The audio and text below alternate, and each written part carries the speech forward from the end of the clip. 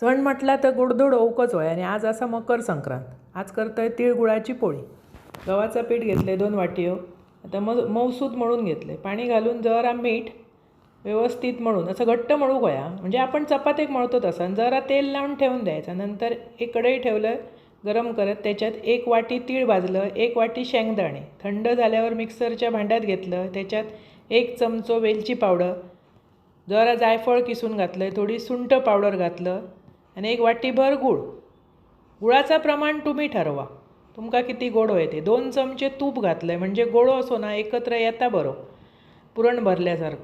तोपर्यंत ह्या घरगुती तूप कडवट ठेवलं तव्यावर. नंतर व्यवस्थित पीठ मळून घेतलं मऊसूद एकदा. आणि आपण पुरणाची पोळीक जशी लाती करतो ना तशी करायची. नंतर त्याच्यात घट्ट असो गोळो भरून घ्यायचं. अप्रतिम चव लागता. अशी गुळपोळी खाऊन बघा. तीळ गुळपोळी वर्षातून एकदा ती केली जाता आमच्याकडे आणि सगळ्यांक आवडतं. भरपूर तूप लावायचं आहे. घरगुती तूप असा ना, त्याका पदर पण भारी सुटतात. आणि पातळ लाटून घ्यायची. न येणारी पण करू शकतं. इतकी साधी आणि सोपी असं. आणि एकदा करून बघू, काही एक हरकत नाही. एकदा करून खाल्लात की परत परत करीनशी वाटतली.